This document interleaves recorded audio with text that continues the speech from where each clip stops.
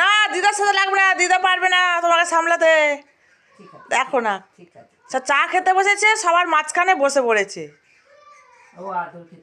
তোমরা চা খাচ্ছ, আমাকে দাও তোমার চায়ের বিস্কুটটা আমাকে দাও। ঠিক আছে দিদা তোমার ভার নিতে পারে না, ও খালি মার ঘাড়ে উঠবে, উঠে খালি চুল ধরে টানবে জানিস।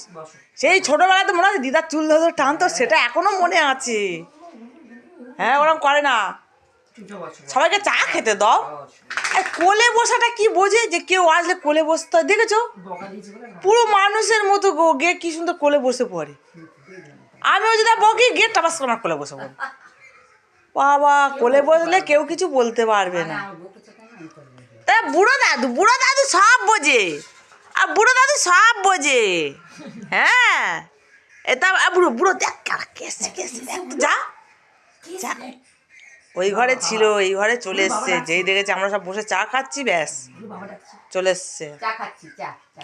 দিদাকে চা খেতে দেবে না। কি বলছে দিদা? চা খাচ্ছে,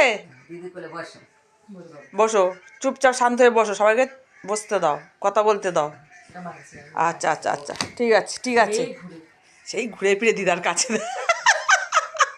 দেখেছিস তো কি বদমাইশ, দেখ ওই যে মার চুল খাওয়া শুরু হয়ে গেছে।